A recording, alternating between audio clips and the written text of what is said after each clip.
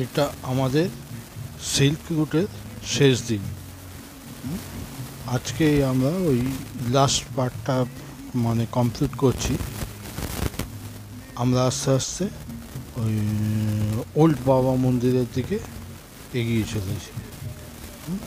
আমরা প্রথমে ওল্ড বাবা মন্দির দেখব, তারপরে ওই লাস্ট গ্রাম খুপা হয়ে আমরা নিউ বাবা মন্দিরে চলে, ওই যে দূরে দেখা যাচ্ছে ওল্ড বাবা মন্দিরের মানে সে শেডটা আর কি, কারণ এখানে তো প্রচুর বরফ পড়ে শীতকালে।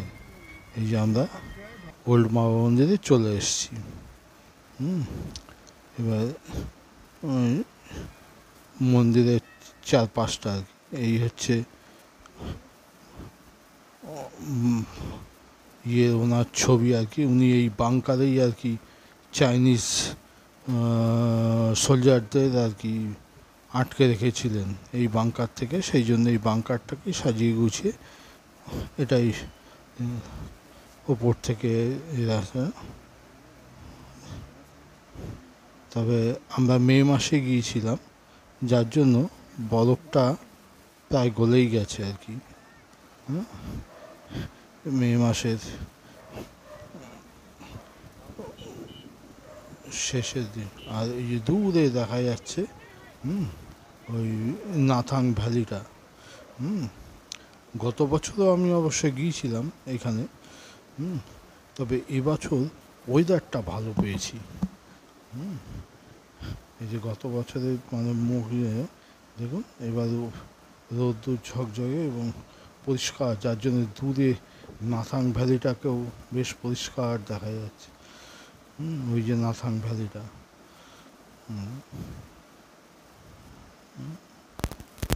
ওই নাথাং ভ্যালির ভেতর দিয়েও একটা রাস্তা এসে এই ওল্ড বাবা মন্দিরের কাছে আর কি মিশেছে। এবারে মন্দির দেখে আমরা নিউ বাবা মন্দিরের দিকে রওনা হচ্ছি। আর এইটা হচ্ছে এলিফেন্টা লেক।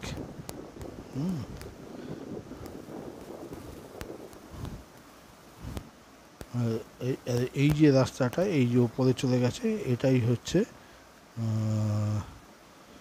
ভুটানের উপরে চলে গেছে। এইখানেই ডোকলাম যে আর দূরে এই কাপুর ভিলেজটা দেখা যাচ্ছে, মানে এটাই হচ্ছে মানে ইন্ডিয়ার শেষ গ্রাম।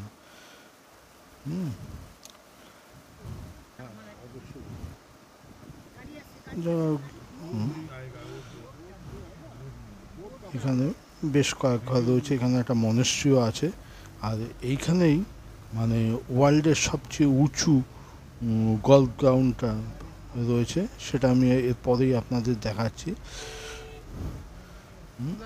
এই যে গ্রামের ভেতর দিয়ে আমরা বেরিয়ে আসছি।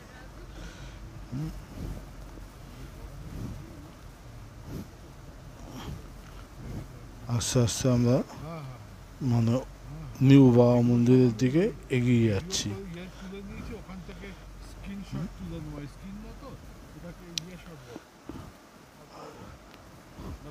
এই গ্রামটা শেষ হলেই এই ডান হাতে এই যে পড়ছে হচ্ছে এইটা হচ্ছে গল্প। এইটাই হচ্ছে পৃথিবীর মধ্যে সবচেয়ে উঁচু গল্প। এখানে ওই মিলিটারি বেস আছে, তো ওরাই আর কি মানে ওই গল্প টল্প খেলে। আর এই রাস্তারই ওপাশ দিয়ে ওই ডোকলাম যাওয়ার রাস্তাটা চলে গেছে। এই ডোকলামেই হচ্ছে ওই চাইনিজ সোলজার, মানে সিকিম বলছি, ভুটান, ইন্ডিয়া। এইটা হচ্ছে নিউ বাবা মন্দির। চায়নার বর্ডার ছিল হচ্ছে ডোকলাম। এটা হচ্ছে নিউ বাবা মন্দির। এটা অনেক সাজানো গোছানো। এটা একেবারে ওই আপনার নাথুলা পাসের রাস্তার উপরেই পড়ে, তো যার জন্য এটা অনেক পরিষ্কার পরিচ্ছন্ন। এবং রোববার করে এখানে ওরা একটা ভান্ডারা দেয়, সেখানে প্রচুর খাওয়া দাওয়া এবং তার জন্য কোনো পয়সা নেয় না। এইবার আমরা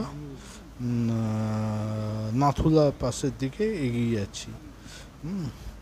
আর এটাও আর একটা লেক আছে, এটাকে ওরা ওই হাঙ্গু লেক বলছে। এখানে বোটিং ফোটিংয়ের ব্যবস্থা আছে।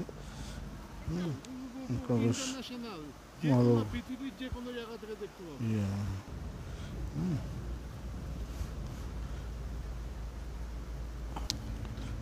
আর ওই যে দূরে নাথুলা দেখা যাচ্ছে।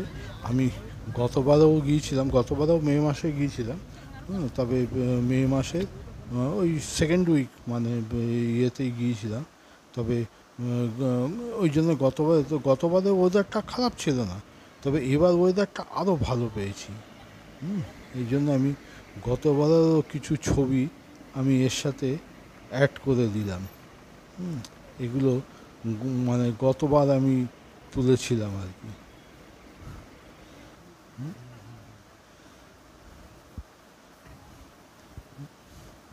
তবে আমি যা দেখলাম মে মাসের সেকেন্ড উইকে গেলে তখন আর এখানে খুব একটা বরফ থাকে না। বরফ দেখতে হলে ওই আপনাকে মানে মে মাসের ম্যাক্সিমাম মে মাসের ফার্স্ট উইক।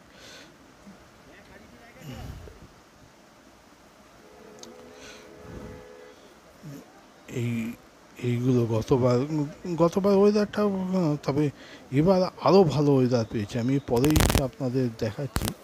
গতবার পরিষ্কার ছিল, তবে আকাশে মেঘও ছিল, কিন্তু ইয়েটা ভেঙে গেছে এবার যা দেখলাম। প্রত্যেকবারই তো বরফ পড়ে।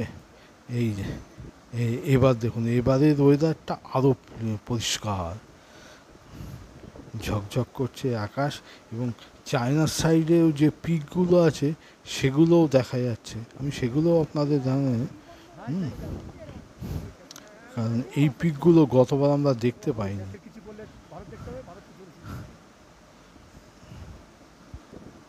এই যে এখান থেকেই আর কি উকি মেরে চায়নার সাইডটা দেখা যায়। এগুলো সব চাইনিজ। ওই যে দূরে চায়নার পিকগুলোও দেখা যাচ্ছে। এবার মানে আকাশ পরিষ্কার থাকাতে এইগুলো পরিষ্কার দেখতে পেয়েছি। দেখতে পেয়েছেন এই চায়নার যে পিকগুলো। আর এই সাইডটা হচ্ছে ভারতের সাইড। এখনও অল্প অল্প হালকা বরফ রয়েছে দূরের দিকে, ছড়িয়ে ছিটিয়ে। তবে এইসবগুলো মানে একদম আপনি এপ্রিল মাসের ভেতরে গেলে একদম মানে বরফে ঢাকা থাকে। আস্তে আস্তে প্রচুর গাড়ি জমা হচ্ছে। গতবারও দেখেছিলাম প্রচুর গাড়ি এখানে যায়। এবার আমরা নাথুলা থেকে মানে ফিরছি আমরা ওই ছাঙ্গু হয়ে। এইটা একটা বেস ক্যাম্প তৈরি হয়েছে আমার যতটা মনে হলো। ওই যারা কিন্নর কৈলাস যাবেন তাদের জন্য বোধহয় এই যে এটা তৈরি হয়েছে। আর ওই যে দূরে ছাঙ্গু লেক দেখা যাচ্ছে। আমরা আস্তে আস্তে এই যে ছাঙ্গু লেকের কাছে চলে আসি। এই ছাঙ্গু লেকেও একদম বরফ নেই।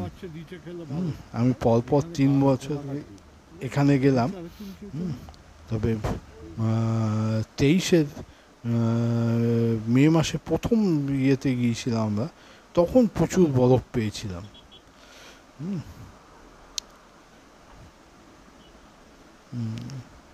তবে ওয়েদারটা বেশ ভালোই পেয়েছেন। আমি এটা এখানেই শেষ করছি। এটাই আমার সিল্ক রোডের শেষ।